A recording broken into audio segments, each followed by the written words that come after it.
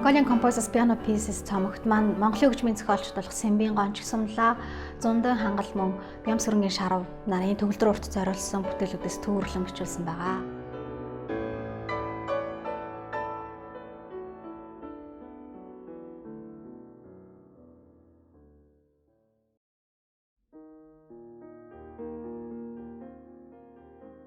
Энэ цомог бол Монголын одоо хөгжимчдийн одоо түүхэнд гэж хэлэх юм уу, эсвэл хөгжимчдийн дунд бол анхны зөвхөн Монгол одоо хөгжмийн зохиолчдоор бүрдүүлсэн ийм цомог болж байна.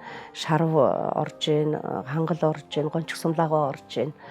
Тэгээд их сонирхолтой зохиолууд үе үеэстэй. Тэрүүгээрээ яг дан хөгжмийн тэр дундаа төгөлдөр хуурын юм дагнсан цомог гаргаад тэрэн дан одоо Монголын хөгжмийн зохиолчдын гэхдээ одоо үе үеийн уран үеийн хөгжмийн зохиолчдын гэдэг энэ утгаараа бол анхдагч цомог гэж бол үздэг юм л да. Энэ Монгол улсад чинь төгөлдөр хуурын сургалт яваад удаагүй байгаа шүү дээ. Удаагүй гэж ойлгож байна. Ерөөсөө анхны төгсөгчд Гончигсамлаа багш 50 онд төгссөн байх шүү. Тэгэд Гончигсамлаа багшаас энэ төгөлдөр хуурын зохиол, Монгол зохиол бичих энэ арга барил бол Гончигсамлаа багшаас ихтэй. Монголын хөгжмийн зохиолчдын төгөлдөр урт зориулсан нэлээдгүй бүтээлүүд бол байгаа. Дээрээс энэ удаагийн цомогт анхны одоо ахлахын гэдэг үгнээсээ энэ 10 зохиолуудыг сонгохдоо нэгдүгээр би өөрөө дуртай, хоёрдугаар хүмүүс бас сонсголонтой байх болов уу гэж бодсон үгнээс эдгээр 10 зохиолуудыг сонгосон байгаа. Гончигсамлаа багшийн төгөлдөр хуурын зохиолууд бол мэдээж Гончигсамлаа багшийн хувьд бол төгөлдөр хуурын бүтээлүүдээр дагнж ажилласан учраас тоглоход төгөлдөр хуурчдад их сонирхолтой тийм ээ, сонсогчдод одоо сонсоход их одоо чихэн чимхтэй юм тэгж сонсогддог. Гончигсамлаа багшийн бурайд бүжиг ер нь Гончигсамлаа багшийн төгөлдөр хуурын олон бүтээлүүдийн дотор нэг голох сэдв нь ардын дууны найруулга байхгүй. Ерөөсөө Гончигсамлаагаа бол тэр төгөлдөр хуур гэдэг энэ өрний хөгжмийг Монголд анх одоо хөгжүүлсэн. Тэгээ үнэхэрийн одоо төгөлдөр хуурт зориулсан бүтээл ямар байх ёстой гэдэг тэр жижиг хүүхдийн бүтээлүүдээс эхлээд л одоо тэр бүтээлийн үндсийг тавьсан юм шүү дээ.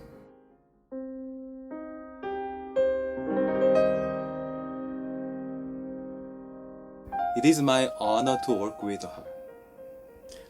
Honestly, I didn't know there are such a good Mongolian pieces until I met Atka. After I met through Atka, Miss Atka, I was amazed, honestly.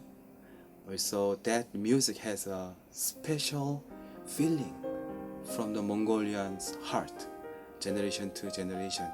Even though it is not traditional Mongolian song, but it was a classical song, but still the classical song has Mongolian's traditional heart. I found out that. Төгөлдөр хуурын бүтээл бол ер нь ялангуяа монголчуу бүтээл бичих бол бас нэлээд адармаатай. Яагаад гэвэл энэ хөгжим маань Европ гарлын хөгжим. Монголын ялангуяа ардын дуунууд бол ерөөсөө энэ төгөлдөр хуур хөгжимтэй ямар ч холбоо хамаа байхгүй. Тийм учраас төгөлдөр хуурдаар тоглоход төгөлдөр хуурд найруулж бичихэд бол нэлээд яривхтай байдаг. Ер нь энэ бичигдсэн хөгжмөнүүд бол Монголын яг сонгодог тал руугаа бичигдсэн хөгжмөнүүд.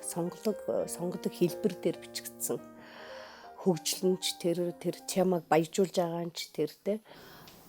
Германд бол нэлээд хідэн одоо Гончигсамлаагийн зохиолууд бас Хангал, Шарваас мөн тоглож ирсэн.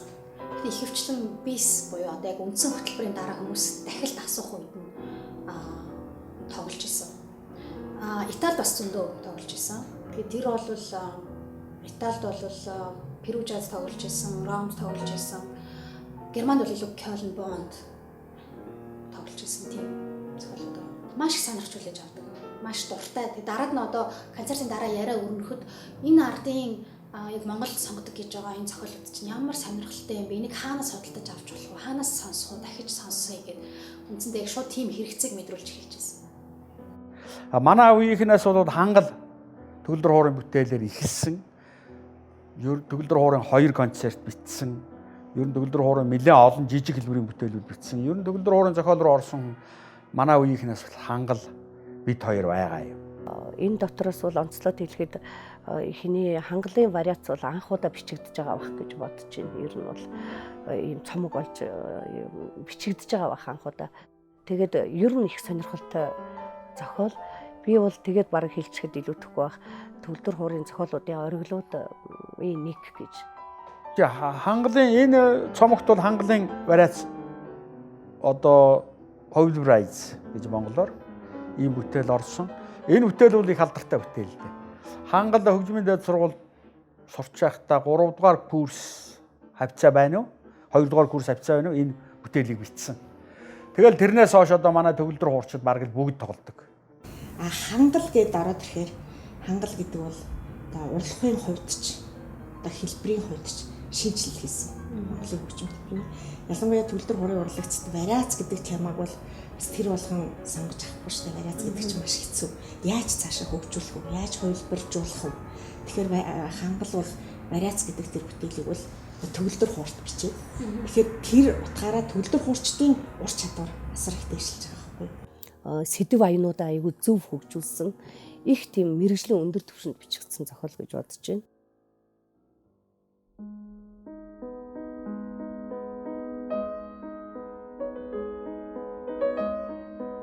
Шарав гэдэг хөгжмийн зохиолчийн зохиолоос Монгол ухаан, Монгол ахуй тий тэр гоё Монгол хөг аялал байнга сонсогддог. Ямар ч бүтээл хийсэн. Миний энэ цомогт орсон бүтээлүүд бол миний нэлээ олон жилийн өмнө хийсэн бүтээл. Нэг ялангуяа тэр хоёр прелюдийн бол нэг прелюдийн тэр эре мажорын прелюдийн бол ерөөсөө миний баг төгөлдөр хуурын хамгийн анхны бүтээлүүдийн нэг шүү. Би бүр сургуульд явхаасаа өмнө бичсэн бүтээл. Тэгээд сургуульд очисон хойноо нэг удаа редакц хийсэн ийм бүтээл. Прелюди гэдэг чинь юу вэ? Аливаа юм эхлэлийг хэлдэг тийм ээ. Амьдралын прелюди гэдэг тийм ээ. Залуу насыг хэлдэг. Прелюдигээр бүх юмны эхлэлийг дүрсэлдэг. Тэгэхээр магадгүй тэнд ямар юмны прелюди явж байгааг бид мэдэхгүй тийм ээ. Тийм учраас энэ прелюдийг мэдээж одоо өөр өөрийн өнгө аясаар нь тоглосон. Хоёр янзын прелюди гэдэг чинь хоёр юмны анхны одоо зүйл байгаа. Тийм эхлэл байгаа. Хоёр дахь прелюд нь бол би одоо хөгжмийн дээд сургуулийн 2 3 дугаар курсын хавьд төгөлдөр хуурц зориулсан Санатина гэж зохиол бичсэн. Энэ Санатинагийн 1-р анги прелюди гэж энэ бүтээл. Энэ бүтээл бол яг ардын дууны аянаас сэтүүлсэн ийм аялгаутай. Тэгээ ардын дууг яа төгөлдөр хуур дээр ингэж хөрвүүл тоглож болох вэ гэдэг бол гончгоогоос ихтэй шүү дээ. Гончгоо багшаас. Энийг л үргэлжлүүлсэх юм та. Би одоо гончгоо багшийн гарынхын шавийн хувьд тийм ийм байгаа.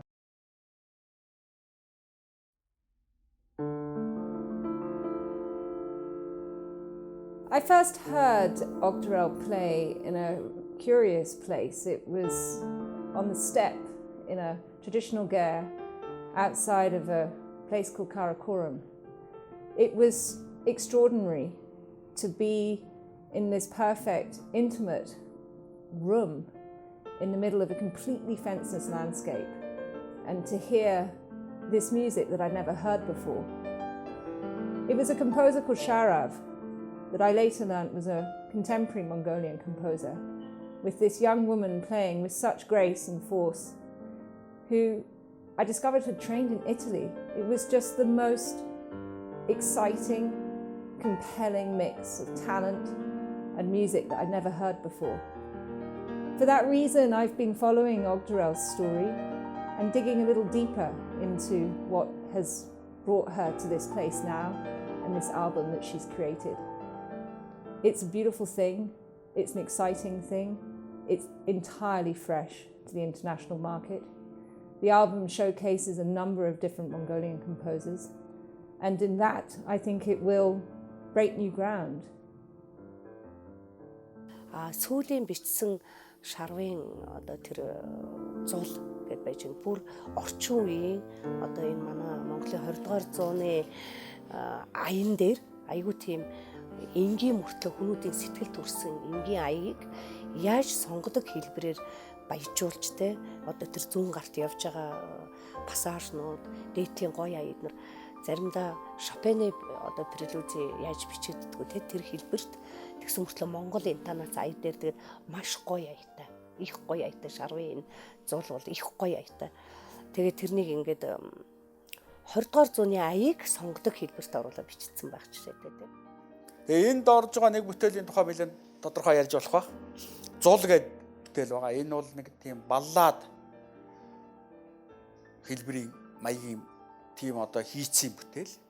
Тэгээд энийг би яагаад зул гэж нэрлсэн гэхээр миний үеийнхэн бол дандаа л мундаг хөгжмийн зохиолч. Их өндөрт гарсан дуур симфони бичсэн, концертууд бичсэн ийм хөгжмийн зохиолч байсан. Тэгээ манай хангалаас эхлээд тэгээд бэлэг жаргал, нацаг дорж, чин зориг гэдэг ингээд олон хөгжмийн зохиолчид бүгд өнөөдөр одоо бурхны оронд буцацгаасан. Тэгээ энэ нөхдийнхөө дурсгалд зориулж гэх юм уу бичсэн. Учираас би зул гэж нэрлсэн. Дуул нь ингээд их урт хэрнээ аккомпанемент нь тийм амар биш. Учираас яг уур чадвар шаарддаг байгаа байхгүй юу. Тэгээ яг тэр аккомпанемент буюу 100 гарын аялгуунуудыг таслахгүйгээр тэгсэн хэрнээ баруун гартаа хослуулаад тэгээ баруун гарынхаа аялгууднуудыг тэр чигт нь үргэлжлүүлээд тэгээ тэр аялгуун их шаналлалтай тий хэрнээ их гэгээх юм шиг. Тэгэхээр чинь яг нөгөө хүний тэр дотоод баланс гэдэг юм уу тэгээд дээрэс нь гарны тий сонсголын анхаарлын тэр бүх уур чадварыг ингээд давхар бүгдийн жигд барих хэмжээнд зохиолохгүй. Тэгэхээр тийм амар зохиол биш. Энэ бол нэлээд тийм миний одоо сэтгэлийн дуулал гэх юм уу. Энэ нөхдийнхөө тухай дурсамж гэх юм уу.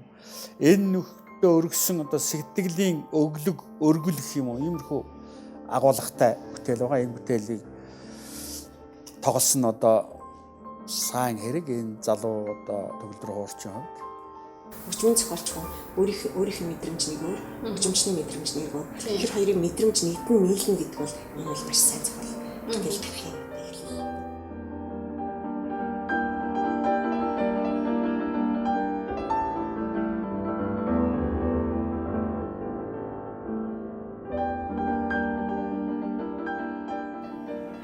Төгөлдөр хуур хөгжмийг хамгийн анх цэцэрлэгтээ харж ирсэн. Тэгээд цэцэрлэгийн хөгжим болохоор бор ханы жижигхэн хөгжим байсан болохоор их хөөрхөн эвтэйг санагдчихсэн. Тэгсэн дараад нь анх хөгжмийн коллеж шалгалт өгөхөд очиод энэ шиг хар том сүлтэй хөгжим хараад бол анх сүлдэжсэн. Од гэрэл 93 онд анх сурагч орж ирсэн. Жохон их тийм жижигхэн охин байсан. Их жижигхэн гартай. Яг од гэрэл ер нь бол манай ангид сурж явах хугацаанд нэг удаа л 10 жилээ төгсчөөд дээд сургуульд ордог жилээ гинтхэн хөгжмийн судлаач болно гэдэг ингээд их сургууль руу яваад өгсөн. Тэгээ их сургуульд орсон байсан. Тэгээ үннийг хэлэхэд бол надад бол ингээл 10 жил сурцсан гинтхэн яаж хайж одоо болж байгаа юм бахтаа л гэж бодож байсан. Төгөлдөр хуур сурах үйл явцал тийм амархан эсвэл ингээд зоргоороо явж байгаа сурчдаг тийм зүйл биш гэж боддог. Тийм болохоор одоо яг суралцах явцтай бол надад эргэлзэжсэн өөр чиглэлийг барьж авах тийм хүсэл эрмэлзлүүд эрэл хаагалууд зөндөө тохиолдож исэн амьдралд маань. Тэгээд хэсэг хугацаанд хүртэл би төгөлдөр хуурыг орхиод 2-3 сар огт тоглохгүйгээр амьдарч үзсэн. Удахгүй ерөөсөө нэг хагас жилийн дотор л багшаа би өстө төгөлдөр хуургүйгээр байж чадахгүй юм байна гэд төгөлдөр хураа санаад орж ирсэн. Тэр үед бол надад энэ хөгжим бол аль хэдийн миний амьдрал болчихсон. Энэ хөгжмөөр би амьдарч чадахгүй. Тэгээд хамгийн их сэтгэлийн хэрэгцээгээ хангадаг. Тэгээд тэр зүйл маань бол хөгжим юм байна гэдгийг ойлгосон учраас эргээд энэ хөгжим рүүгээ за энийг би яг ингээд амьдралаа тэгээд одоо хоол олж идэх яг ирээдүйд одоо миний амьдралын чиглэл юм байна гэж харж ойлгож суралцаж хэлсэн. Тэр бол нэлээд том болсон үед л дээ.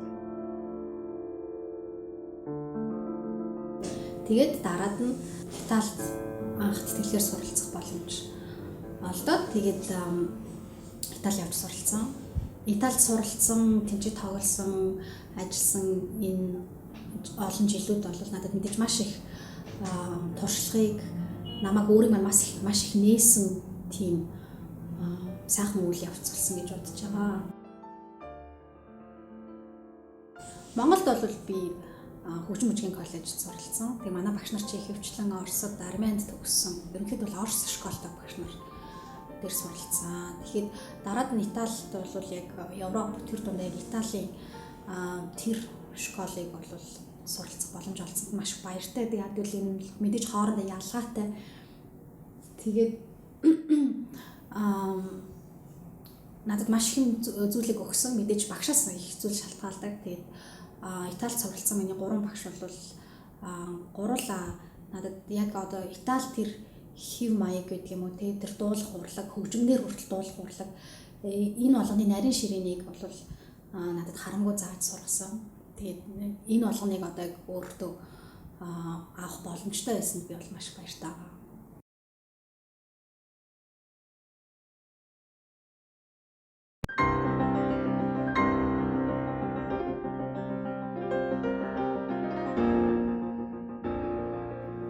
Одгөрл бол манай хөгжим бүжгийн бүтээгдэхүүн. Одоо хөгжим бүжиг бол их эрт одоо 6-7 наснаас навч сургадаг. Тэгэхээр энэ их олон жилийн уйггүй хөдөлмөрийн үр дүнд энэ 10 хэдэн жил, бараг л 20 жил сурчиж төгөлдөр хуурч гэдэг энэ мэргэжлийг эзэмшиж байгаа юм шүү дээ. Тэгэхээр энэ шинэ гарч ирж байгаа залуучууд дотроос би Одгөрлийг бол нэлээд тийм ахвал самбаатай, их орлоготой, уран бүтээлийн төлөө гэсэн сэтгэлтэй ийм төгөлдөр хуурч гарч ирлээ гэж их одоо сэтгэл хангалуун байгаа.